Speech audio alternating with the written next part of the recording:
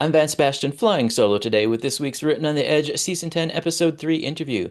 I'll be talking with Scott Hightower and discussing his book, Imperative to Spare. So let's get to know my guest. Scott Hightower is the author of 4 books of poetry in the US. He has published 2 bilingual collections in Spain. He is also the editor of the bilingual English-Spanish poetry anthology 2012 Women Rowing Mujeres A Los Remos, Mantis Editores, Guadalajara, Mexico. I really hope I didn't butcher that. I probably did. Hightower's awards include a Hayden Carruth Book Award and a Barnstone Translation Prize. Originally from Texas, he is itinerantly sojourned in India, Italy, Spain, and now lives in Manhattan, where he teaches at NYU's Gallatin School of Individualized Study. Scott, welcome to the show. Great to be here. Thank you. Our pleasure. So, writing is a long and lonely craft, but it sounds like you've been in the trenches for a while. Where did that spark start? Why did you start putting words to paper? Yeah, that's a great question. The best one, I think. I don't really exactly know, but I suspect when I was a boy, sitting in a church listening to hymns and prayers and scripture, I think that's where the love of language kind of, and then my family, like as you already mentioned, they're from Texas. When I started as a young poet, I would read what I thought were my poems, and then I would talk about my family and the way they talked. Hmm. Because they lived on a ranch. So I'd call them and say, "Oh, is it oh, there's a terrible storm. Are y'all okay?" And my mother would say, "Oh, honey, if you're looking for a shade, don't come to the ranch. There's not a leaf left on a tree." Or Oh, I'd call and say, "Is it hot down there?" And she'd say, "Oh, honey, we're living in a burning land." So I would read my poems, then I would tell my stories, hmm. my songs, and tell my stories. And people would come up to me at the break and say, "Oh, those stories, that's the way my mother and dad talk." Or, "Oh, yeah, that's how we, mother tongue. Oh, yeah, yeah, that was great." And I realized that my poetry was what I was telling people, talking about was that's when I was being a poet. It wasn't when I was reading those little rehearsed exercises, my Hmm. academic crap that I thought was poetry. It took me a while to begin to listen to myself and I do think though from the content of those stories that where it was permeated in Texas. My family talked poetically. The people around me had expressions. They told rude jokes. They loved language. My grandfather ran a shearing flats during season for the wool and mohair, and all the workers were Mexicano. And I was the only member of my family that spoke Spanish. So I worked alongside those gentlemen, and they taught me a lot of Spanish and the beauty of their language. Hmm. So I think it is bilingual and it is mother tongue. I mean, I think our mothers do give us our language, I suspect. Right. Well, it sounds like her answer contained an entire story in like 2 sentences. 30 minutes. That's epic. So, you learned Spanish at a young age too. Is that when you started incorporating it into your writing? No, that came a little bit later. Like I say, it was oral tradition.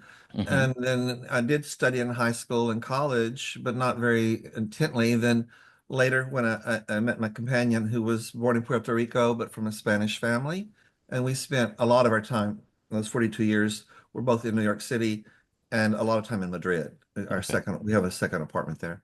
So, and then when I began to actually live in Madrid with Madrileños, if it was imperative to start reading the classics and they're beautiful. I mean, Cervantes and Cernuda. There's so many wonderful Spanish authors, and is I think that is also a little bit of an American thing. When we learn a second language, you also learn how to cook and to read the literature. You take on culture. You don't just take on a language. Well, yeah, you have to. Okay. So, your book, Imperative to Spare, is there Yeah. any other piece of history we need to know about its formation before we dive into it? Um, no, other than a lot of people are kind of a little curious about the title, which is in the epigraph of the book, since that's not here. It's from Gabriel uh, Garcia Marquez, a novelist, and it was translated when I came to the phrase. So those words are from the translation, not from him. And the quote is, "Eventually, everything happens. I have seen with some patience the unforgettable become forgotten, and the imperative to spare." So it's the falling away, and so it's kind of kind of a translation of a Spanish sentence. And ironically, I will play this. I'm watching on Netflix. I'm watching 100 Days of Solitude right now. It's wonderful. It's a little pitch for them. I haven't seen it yet. Yeah. Does it relate to the book? Not my book. Yeah, Okay, it is the book told in a episodic. It's really well done. It's worth the time. Yeah. got it. All right, well, back to yours. Yeah. As I was researching it, saw the phrase poetic wanderer in the landscape of grief and loss. Yeah. That hit hard. Mhm. Well, I think Anglo-Saxon poetry is often a soldier who's been defeated in battle and been separated from his war people, and he's trying to go across a wasteland. He's trying to go across a desolate land, kind of a foreign land, a confused state, maybe dirty and disheveled and tired, trying to get home, trying to get to the coast, trying to get somewhere. So that the idea of a kind of the wanderer in the wasteland, of course, T.S. Eliot took that too. I, I mean, in some ways, we all poets maybe are wanderers in wastelands. And I would also, but I would also caveat, I think all poetry is discovery. The downside of that is you learn how to function in that new landscape. And certainly anyone who's lost someone to grief does understand that your eating habits, your sleeping habits, your dress, everything about you falls away. Everything is affected. Things that you don't even think about are affected. It's a very complete baptism, and or it was for me. And so grief was, I was perfectly happy for 42 years. I was in a little bubble of joy. And when it went away, it got tough. It got tough. But I would like to think that the book goes beyond that and talks about the resilience of life and how, I mean, life will come back. It's if you love the world, you love the world and you want the world to love you back. And when you've lost someone, that takes a little time to restructure. Being a gay man is complicated too. Being a 72-year-old gay man makes it very complicated. But you can navigate those waters. And if your heart is right and you keep putting yourself emotionally out there, you can rebuild yourself. You have to. So, are most of the poems in the collection about that, about rebuilding and navigating those, waters of loss? Yeah, I would say so. I think, I mean, the book, I kind of wrote it for my own reasons, but I think anyone, whether it's divorce, and it could be a man or woman, a child, any kind of loss, like I say, Jose had a heart attack in the middle of COVID. So we're in isolation and we were spending every day together. And I was deliriously happy with that because he was a doctor. We spent a lot of time apart. I was very happy to have every day with him. And what I didn't foresee, what he would have a heart attack and be gone. And it was just so sudden. Some people's loss is a long illness. Hmm. Some there's a tragedy and then some time to kind of put things in order or foresee what's happening. That wasn't my case. It was just sudden. It's like one moment he's alive talking to me, and the next moment he died standing up talking to me, Oh, holding my hand. So it was that sudden. So suddenly you're laying someone down the sidewalk and trying to absorb what how where you are. uh-huh. And so I think everyone's journey with grief is very different. Hmm. And the emotional scarring is very different. Some people are more resilient and some are more tender. And I do think that the loss increased. I mean, I'm an empath anyway, and my training is in empathy. But the loss geometrically increased that capacity, and as it should. Hmm? Yeah, right. All right. So I know that queer literature often touches on grief, and a lot of that stems from the AIDS era, where That's we right. watched our loved ones wither away and die. That's right. Um, I guess And I. every generation has that. I would even push it back. My father was born in 1919, Hmm. which was the flu influenza was a terrible thing in this country. Hmm. And that meant his mother was pregnant and carrying her baby through the flu epidemic in 1918. And he was Oh, born October of 1919. So I've had this odd relationship with viruses that my father was born in a flu epidemic. Then I was born in 1952, August, and there was a polio epidemic going on in the United States at that time, mm-hmm. Texas. And I was born on a Monday, and my mother was diagnosed with polio on Wednesday. Oh, wow. So my whole life was affected by that. Hmm. And then I lost a brother when he was 40 years old to AIDS, and uh, and then made it through COVID. So I've just had kind of a long, interesting, episodic relationship with viruses. Hmm. and have read about them, kind of been fascinated by them, and then was married to a doctor who was from a family of epidemiologists, and he was an emergency room doctor of all things. Wow. Um, yeah, so I think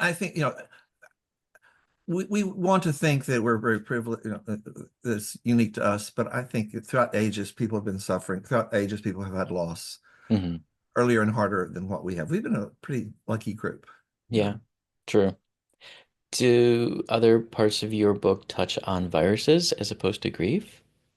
Not as much. That's stuff that I've kind of been learning really or realized about myself since that. Okay. I'm working on a new manuscript, which we'll talk about later.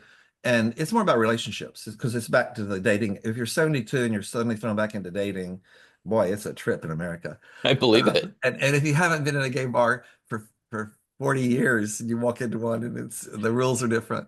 The communication is different. The texting is different. Everything. Um, uh, and medicine in the medical world, that what we're alarmed by, what we worry about, how we take care of ourselves. Some things are elemental, washing your hands, watching who you cough. Some things are just human elemental. And then some things are tied to politics of where you can get medications and who's paying for it. Right. It's complicated. It's really, it can be very uh, and I would even say all that harshness and difficulty has been great for my poetry, you know, Yeah, I mean, what better ironically. what better place to dig into the human condition? Yeah. Yeah. All right, well, are there any other influences for your style in this collection? Oh, I'm so far along. There's a lot of influences. I read a lot of ancient Greek, like the Aeneid and the Odyssey, which Hmm. have a lot of male grief mourning, as you know, and Lucretia and uh, uh, Apollonius of Rhodes. A lot of kind of obscure folks. But the early Greek poetry is always interesting to me. And contemporary poets, Kathy Fagan is a poet I love. Aaron Ballou is another poet I love.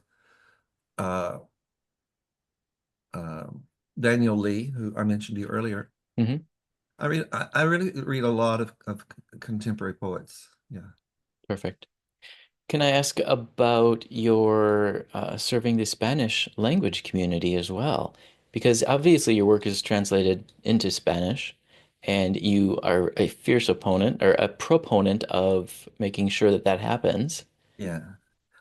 Yeah. I was very fortunate to meet a publisher in in Spain who put up two bilingual. All my Spanish books are bilingual, Hmm. which was really a gift of the press. I think he had a contract to put out, and he put me in that niche. He had a bilingual thing each year, and so I became his bilingual poet, which was great for me.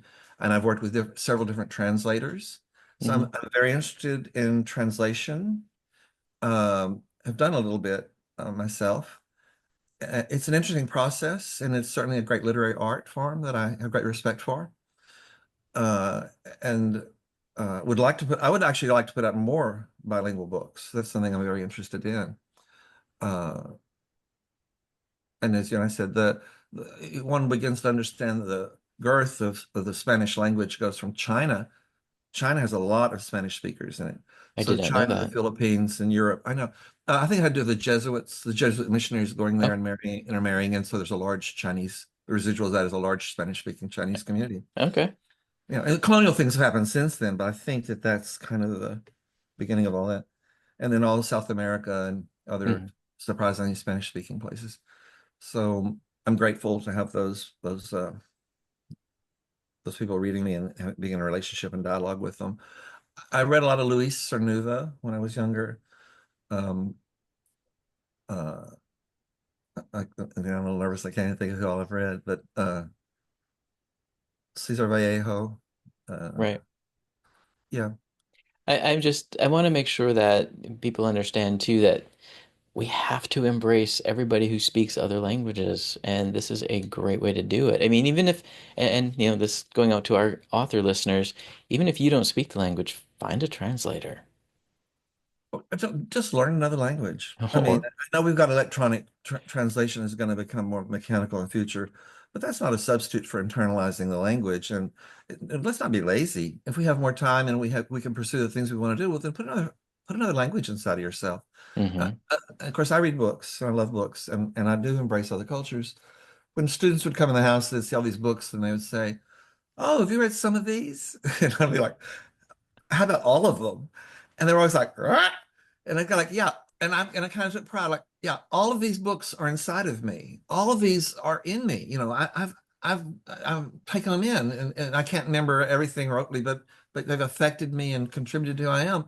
And I think a foreign language and the exposure to a foreign culture is the same way.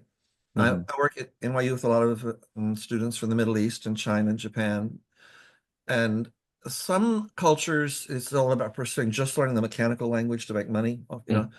And it's made me understand, I kind of like the humanities approach that we have here, that you learn to cook and you learn the politics and you learn Yeah, the literature. To take on another language is really an expansion of the self. It is a humanities thing. So I don't think it's about traveling or making money. I think it's just a wonderful thing for a human being to say, I'm capable of acquiring and learning. And that's led me to kind of, we're always in humanities, which you mentioned. What is it about the humanities? What is it about being a human being? What is it we're studying? Are we just going to school so that we can make money? Or are we going to school to get careers? No. Humanities is about trying to figure out what it means to be a human being and how to help other people be a richer and a more fulfilled human being. And that's what we're doing. And I would put learning a foreign language right up there. It's not about acquisition. It's about it's a spiritual acquisition or internal furniture. It's like you do it, it expands you. It makes you bigger in the world. It makes you be able to receive more of the world. And like I said, my basic caveat, I think, is just if you say I want to love the world, I love the world, or I want to love the world, and I want the world to love me, and I want to love me back. Well, internalizing a culture and language and opening yourself to diversity enriches you. It doesn't diminish you. Knowing that there's another person in the world who's not like you is an enrichment, not a threat and not a diminishment. I agreed. don't. And I want to expand on what you just said because I've often seen learning a language as expanding one's world, not just oneself internally, which you're absolutely right on, but it also expands your world. You stop living in a silo when you start experiencing another culture. You know, my parents are lovely, wonderful Midwestern Lutherans. I had never had sushi until I was an adult. Wow, that changed my view of fish forever. Isn't it the truth? It is. And so, I started dabbling and learning a little bit of Japanese because that's where sushi came from. I mean, literally, that was why I started learning Japanese. Hmm. Hmm. So the same thing, and the beauty of that culture. And when I started to understand the history of everything they went through, their feudal area, I mean, the horrific wars they've survived and still rebuilt from, Hmm. it's exactly what you said. My world expanded simply for love of language. And my background is a little peculiar. My family didn't exactly look at the world the way the community around us did. We were middle class, Texas, Hmm. family. But my mother's lineage is Huguenot, and my father's lineage it was Quaker. So and both of them have a more they've suffered and they've also been saved by the world. They think of the whole world as being one family, regardless of race and gender and everything. Hmm. And that has been a gift, I have to say, having a slight different view. I didn't come out of the gates with a single stupid approach to reality. Reality is polyvalent and I teach a lot about abstract and concrete and that interweaving of that. And I do think that we have a concrete language like shoe, desk, book, because we have to talk about concrete things. Hmm. But we also believe in love and despair and hunger and support and generosity. And those things are very abstract. So I talk with Right. my students a lot about you have a valence, you have a language valence that's dual. Your reality is complex. And part of your reality is abstract because do you believe in love and despair and care and courage? Yes. That's part of your reality. You believe in the concrete objects you have to move around? Yeah, we got to talk about those too. So in us, we have at least two valences of sort of language of abstract and concrete, and it's a weaving together of that, which is where the poetry really comes from, I think. I love that. Is there anything else about imperative despair I didn't ask that you want people to know? May I read one poem? And might can I put this all into perspective? Okay. Please do. Yeah, I think the valences that you present here. This is called View from the Ditch. Okay. It's kind of the Good Samaritan. Who revisited the Good Samaritan story for those who know that. It's nice to have dominion over serpents and scorpions, to live with another set of eyes, to trust. Nothing by any means shall hurt you. Life's possibilities and mysteries, to be petted and to pet. Jesus in Luke, who is my neighbor? And before that, Leviticus, how shall the stranger be treated? The sojourner fallen among the thieves, the man in pain, empathetically, the Samaritan's view reaches toward the man in pain. The view from the bottom of the ditch where the dog shits. Why flaunt your good blessings? Why bother to cast dispersions on those whose wings are clipped, no fault of their own?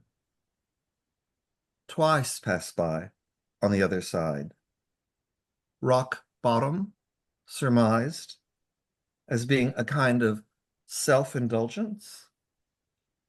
The Samaritan goes to the fallen sojourner and bestows him mercy. What's mine is yours if you have need of it. My safety is yours if you have need of it. I have two thoughts that are not related. One that is beautiful. Thank you. Two that is wickedly political.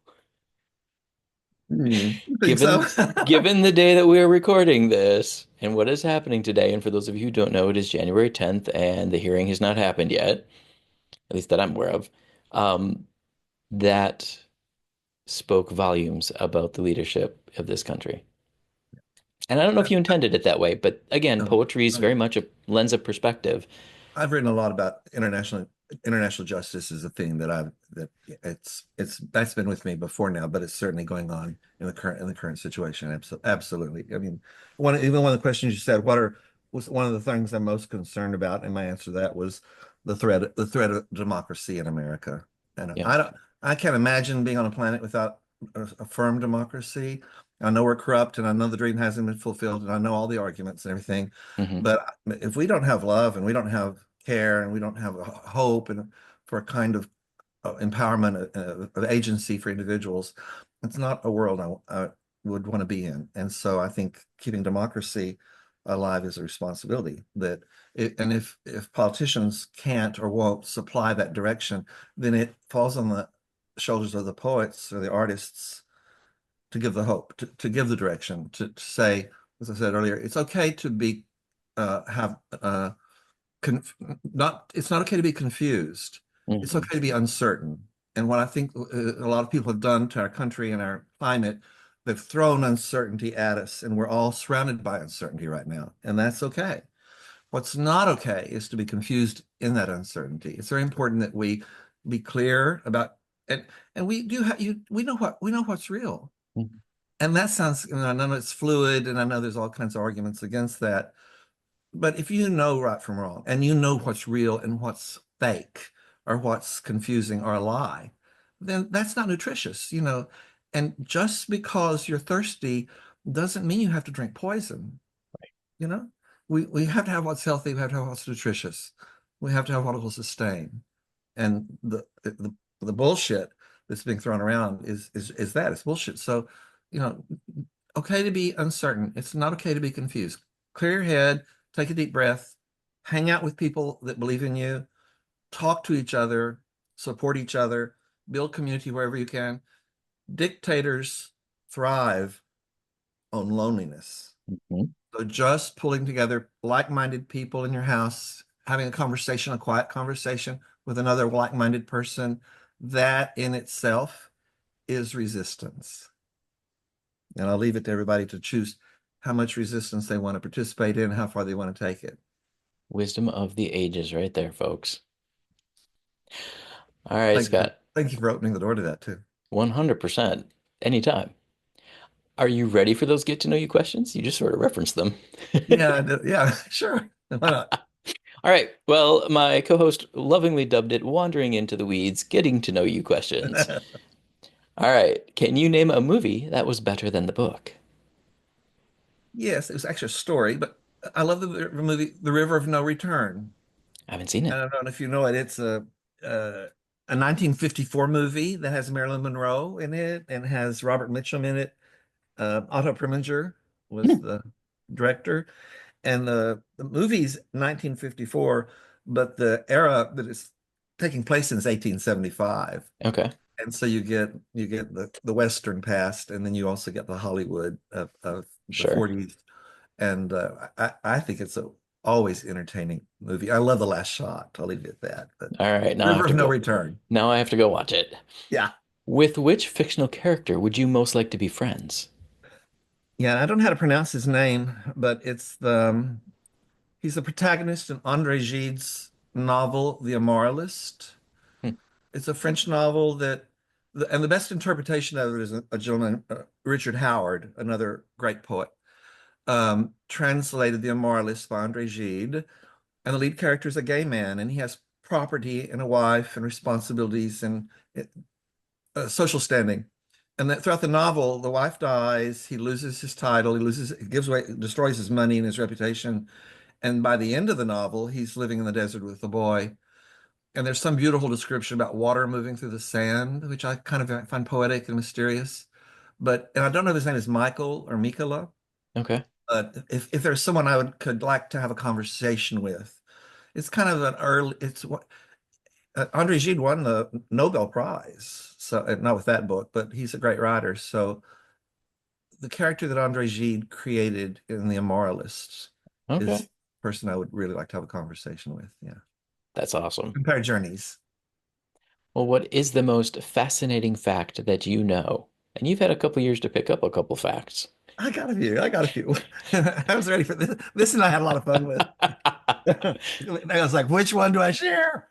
And the one I came with is a good word too. Do you know what a blood squib is? No. A blood squib is when they make movies and people get shot and the blood shoots out. Yep. And it's a vest and they put deliberate holes in it and they put the blood packet in there. And so then when the person gets shot, they trigger it. And Hmm. it's a little explosion that pushes that blood out the preordained hole that makes them look like they're shot. And this thing was developed I guess maybe in the 40s. Okay. And but one of the first movies to use a blood squid in the making of the movie was The River of No Return. Nice. So when you watch it, you also get to see the blood squid being used. It was one of the first movies to use blood squid. So you can Perfect. Google it or look it up. I will. That's awesome. The great facts that poets store away to Oh, I use. know. Poets and writers in general. I mean, never look at a writer's search history, folks. Never. Well, I expect you to now to put blood squid in one of your books. I will find a way. Okay. What was your favorite subject in school? Geography. Really? Just Yeah. the opening of the world? And as a little kid in a Texas ranch, missionaries would come to our church and talk about going to China, talk about going to South America, and that there was a bigger world out there that dressed and ate differently, and that I didn't have access to. Didn't I knew it existed, but it wasn't a part of what I had experience with. And then by the time I was in the fifth grade, Hmm. Doris Conrad's class, she would make up Hawaii and we would wear leis and make our room into Hawaii for a day, or we'd make it into Mexico for a day. I loved geography and I had great teachers that really brought it alive for me. That's And then I fantastic. had the good fortune to travel, you know. That's fantastic. Yeah. Well, before making a phone call, do you rehearse what you're going to say? Depends. Depends. Yeah. The subject With of the call? with someone like because there's so much that you and I can talk about. Uh, I do a lot with lawyers and accountants and bankers, and in those things, yeah, I those meetings, I know exactly what I want, and those things, it's my business, so I'm calling the direction or calling the shot. Hmm. So when I go into a phone call with a group of people or someone that I need to get results from, you bet I rehearse. I know exactly what I want. Yeah, Perfect. which is entirely different from writing a poem, and I'm not sure about prose. Your discipline may be a little different, but I believe all poetry is a discovery. You know, you kind of don't know what you're doing. You kind of start in the middle of the poem. You gather things up and put it, and then you begin to see and compare and contrast, and then you discover what it is you're talking about, and then you discover what it is your approach to it and what you want to share. Hmm. So I do believe that one of the poetry is many things to many people, but one of my definitions for poetry is that all poems are discoveries. Okay. And when I read someone else's poem, I want to know, what discovery did they make? They're sharing a discovery with me, and I want to kind of see that. And then, of course, you read their biography, or you learn more about them, or read more poems. That discovery gets bigger and dimensionally expands. But I do think that for ourselves, Hmm. that all writing is discovery, which Oh I yeah. think goes back to the foreign languages, to the reading other literatures, Yep. to geography. Yeah. Yep. In my case, I have to place tent poles for the plot or stakes. But for me, the discovery is watching the characters babble their way to those stakes. Fascinating. Absolutely. Because Yeah. especially these little babies that we create, sometimes they don't shut up. Well, and dialogue is such an art. I mean, people who write good dialogue, and it's easy to adapt good dialogue to the to theater or to film. Good dialogue is like gold, Hmm. and bad dialogue is just begging for. Now, this is where the art of translation, for a good translator to come in and clean it up. I Right. mean, no, I have great respect for people that put those words in those characters' mouths. Yeah, All right. What yeah, current yes, event or yeah. causes are you passionate about? Resistance to the destruction of democracy. Yep. I I am. Is your approach I don't like entirely? manipulation and I don't like liars. I think it's hard to know. I know that truth, beauty, and goodness are out of fashion. I understand that, and I understand they're pretty relative and all these things. Try living without them. Mm, And uh, truth, when you teach, to build an idea and to buy a true idea and to help other people build their true ideas inside of them, takes time. And we're living in an age where a lie can go around the world that fast. yes. And this is about time and effort and a human attending to things. We raise plants and animals. They take time. Hmm. And through time, you can have wonderful things happen.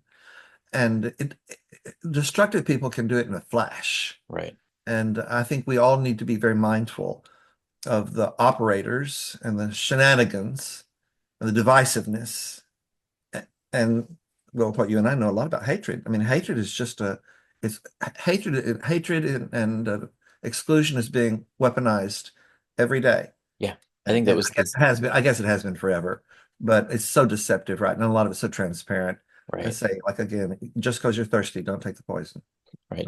Is your approach to resistance grassroots, or have you seen like an organization you would suggest people maybe pay attention to? Another good question. And it's okay if they don't have an answer to it. Well, I have some lists and things, but my personal is more grassroots. Like I say, I have a salon. It's nothing but inviting like-minded people to your house for dinner and saying, but the reason I invite you is because we politically see the world the same way, and it's okay to have a political conversation. I think a lot of people are afraid to talk. Right. Now, I have my family is very divided politically too, and I think Americans don't have a lot of experiences as politics as a lifestyle. It's not something we like, and then we understand we're going to have to. We're so divided and divided not only just one against the other, but generations are divided. I work with a lot with the 18, the millennials and the younger, Mhm. the millennials and the Generation Z, they're divided.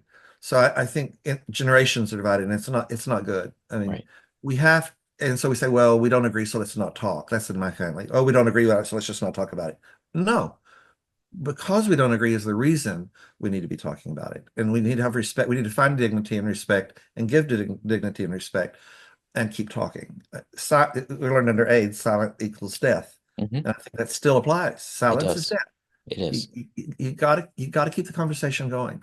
So for that reason, I think grassroots, like I say, resistance, if it's just pulling like-minded people together and being together, dictators thrive on loneliness. Yep. So support each other, keep the conversation going. Don't be afraid of what you believe and think is real. And don't become confused. You don't have to be authoritarian and strict in your view of things, but you, Hmm. you got to keep the conversation going. Right. Give and take and return is the fundamental principle of life. Interest creates interest. Those are Mhm. fundamentals. Let's not throw those away. Mhm. All So right. grassroots, run for office. If you can handle it and you have more aspirations, then I say go high or go low. Right now, I'm an old fool. I'm doing well to write and put my books out. That's about as much energy as I've got left. Yeah, but your books are saying Grassroots is something. comfortable for me, but if you want to run, you're a handsome man, you're bright. You should run for president, little bro. Nobody would vote for me, I promise I you. would Well, thank you. I believe it or not have considered running for my village council, so do it. we'll see. Well, even if you don't achieve it, then you'll learn from that experience. Oh yeah, So it's a exactly. win. It's a win-win. Exactly. If you got elected, it'd be a triple win. Right? Bye-bye time. All right, so now down to the visit question. If you could visit anywhere in the world, where would that be? Yeah, this is the one I spent a lot of time with, maybe because of the geography. But and my Uh-huh. answers start kind of in the ancient world. There was a part of the world called Kush. The Egyptians talk about, or the Yeah. India Yep. traded with Kush, Yep. and I spent a lot of time, and I love India. It's a country I have deep respect for. And there's a lot of South India language and stories and influences that come directly out of Africa. And I've always found it very mysterious. And what I've kind of begun to figure out is it comes out of the Kush. Um, what do we call it? The Horn of Africa, the Horn of Africa. So Eritrea and Ethiopia, Hmm. and then across would be Yemen, which was Sheba. Yep. So the Horn of Africa, and it's not easy to get there, and I've never been there, and I very much would like to go and and see what I can surmise about what left there and went to South India because the language of the language of Kush written is exactly this it's GB or something is the exact same thing of the Tamil. I mean, it's not even it's the same thing. Wow. So and now that I see that, and I'm surprised we're not taught that stuff. Those connections are invaluable to me about the more developed world and the older ancient village world. Oh, And completely. so for that reason, Kush, I would like to go to Ethiopia, Eritrea, and Yemen was a country that Pasolini, the Italian filmmaker, a gay filmmaker, it was inspired by. He loved going to Yemen. Hmm. So it's poetically called other artists before with and uh, yeah. So the Horn of Africa is where I would want to travel. Interesting. Yeah. Who, if anyone, was your first celebrity crush? Yeah, yeah. That one I don't know if I've got to the bottom of that one because I suspect there was one before it, but my go-to was Elizabeth Taylor. No. You Yep. know, I she can was see that. beautiful. She Yeah. was beautiful. And then when I got old enough to understand she was somebody's mother, that beautiful young woman, and then she had like 5 or 6 kids. Yeah. I could never rationalize that Elizabeth Taylor, this starlet, this woman in Elephant Walk or Giant or these movies that I loved, was somebody's mommy. I was like, this is weird. So, but Elizabeth Taylor, I would like to have known her. All And right. then she was very empathetic during the AIDS and generous with our Yes. community. And I'm grateful for that too. So Yes, she was a hero for our community. yeah, yeah. Good All right. woman. Good woman. Yes. And amazing legacy. Mhm. I mean, there are lots of others, Audrey Hepburn. There were a couple others that could have gone in, but Right. yeah, and I suspect must have had a generation before Elizabeth Taylor, though she was around when I was a kid. So, Yeah. Yeah. She was an early starter. who was yours? Did you answer that too? I've never answered that on this show, but I'm not afraid to. My first celebrity crush was Harrison Ford in Indiana Jones. When I first saw him shirtless in that fight, I realized there was something different about me. Yeah. Well, Blade Runner was where I fell in love with him. All right, fair enough. But Yep. that wasn't my first crush. That was a later crush. That was Right. the daddy crush. Love it. All right, final question. What is your personal favorite recipe that you make, and are you willing to share it? Yes, I'm from Texas, as I Uh-huh. mentioned. My favorite recipe is pecan pie. Ooh, yum. My husband's Uh-huh. favorite. And a story goes with it that when my grandmother died, we were all, first death I experienced, we were huddled into a hospital room. My grandparents, my grandfather, my mother and daddy, my brother and sister were all in there. And I was not by any means my grandmother's favorite. But as she was dying, she goes like, come here, come over here, come over here. I go, oh, I'm going to get the wisdom of the ages. She's going to land on me. I kind of lean in And she died right doing this. She whispers to me, she says, "Remember when your grandmother is gone, when she made pecan pie, she used flour, never butter," and died. Oh my And that's a God. true story.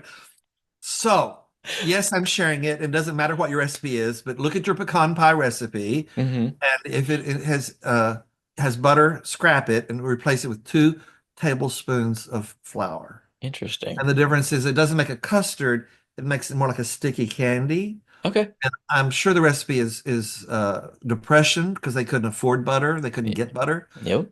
And so our part in Texas always made their pecan pie with flour, never butter. Interesting. All right. We'll have to give that a check out. You made it From through my list. River of No Return to pecan pie. Yeah. Love it. Well, and like I said, it's one of my husband's top favorite pies. There you go. So we have now a reason to try a different, an alteration to the recipe. And it's a very tiny, small improvement. Hmm. All right. The small demand routinely met. Thank you very And that's from much. Terry Galloway, another poet who I have great respect for. Nice. Nice. So you teased me with an upcoming work. Are you ready to talk about it? Yeah, sure, What is sure. it? Well, Imperative Despair is actually the beginning of a trilogy because Okay. I had a lot of poetry that I wrote after losing Jose. And after Imperative Despair, there are 2 other manuscripts that I have. But I thought to put them out, so much grief was maybe not the way to do it. The second one is more classical, and then the third one is a little bit more about kind of literary relationships and whatnot.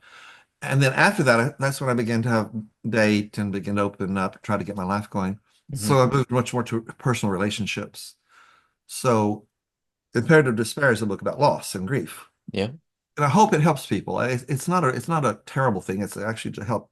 It's a tool. If anyone has lost someone, it's a gift to give them to the hospital or to give them to read. I hope it will help anyone that's going through loss. Hmm. The one I want to put out is we're not sure on the title exactly, but it's more about interpersonal relationships and how because then I was kind of trying to when you're in one for 42 years, you kind of just take it for granted and you just kind of live off of it. When it's taken away and you're having to instigate new relationships, boy, do you begin to pay attention to the drama and the negotiations and what feels natural and right, inner and outer weather. And the the new book, the working title for the manuscript has been Treasure Box. So it's kind of about boxes Uh-huh. and everything that could possibly mean to anyone. And Alibaba and treasures and what we value. That was what it was about. Just this week, I've changed the title because there's some other themes going on in the book, Hmm. and the new title is Equal Radiance. Ooh. Yeah, a little more abstract, a Uh-huh. little more ethereal. Uh, I'm Hindu. I read the Vedic scriptures and I practice Hinduism, so it gets into a little bit of that too. So 2 people with halos and what the equal radiance and you about not putting another person in a box, about not limiting another person. If it's unconditional love, it frees you and it frees the other person. So if there are restrictions, if you're put in a box by love, then probably I really don't like conditional love. I really Right. think that's toxic and terrible thing. Hmm. Love is a special stuff. It's really complicated. It And is. so it's my meditation on that uh, of uh, of individuality, but needing to be a part of someone else or a part of the world, or them being a part of you.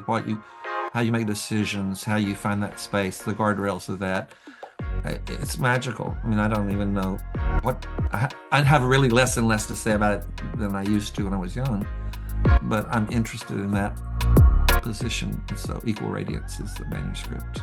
I love it. Let's Do you hope have to get it out the next year. Looking for a publisher. So, Beautiful. yeah. Do you have any other, aside from us, any other online appearances or dates you want people to know about? Um, No, if a writer comes to New York City and they want to have coffee and visit, I'm happy to sit down with an experienced writer or a young writer. It's important. Well, what's the best way for them And to... again, I'm grateful. I'm grateful to be here with you today. So, I am so overjoyed that you actually joined me today. Thank you so much. And thank you for your flexibility in your schedule. yeah. So, if a young writer does come to New York and wants to meet you, is the best way to reach out to you through Facebook? I have my www.scotthightower.com. I mean, it's all there. So, Okay, perfect. and I teach it away. I'm all over the internet. They'll find me.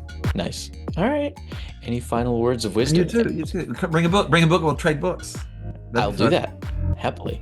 I'd love that. Do you have any final words of wisdom for folks? A concept I love is that, in life because we had wells to drink out of and kept the horses to the troughs and everything, and I'm a very elemental kind of guy.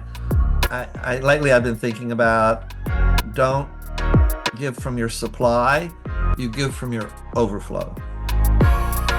You don't have to give from your supply. You need stuff to survive. We understand. But you give from your overflow. I love that. Yeah. Beautiful. All right, well, I'd like to extend a huge thank you to Scott Hightower for joining me. Scott, thank you so much. Thank you. My pleasure. We at Written on the Edge are proud to introduce you to new media by queer content creators. So if you enjoy learning about new artists or hearing our thoughts on entertainment media, please like and subscribe so you get the alerts for new episodes. Follow us on YouTube. We're expanding the channel. We've decided to add a queer history segment.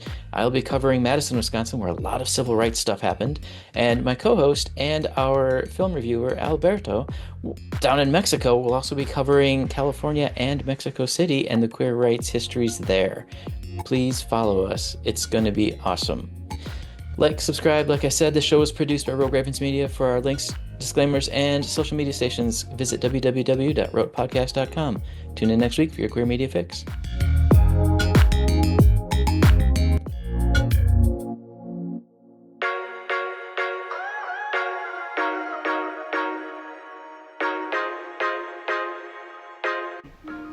Oh, what's that? Closing time. The bums rush in melody, dear.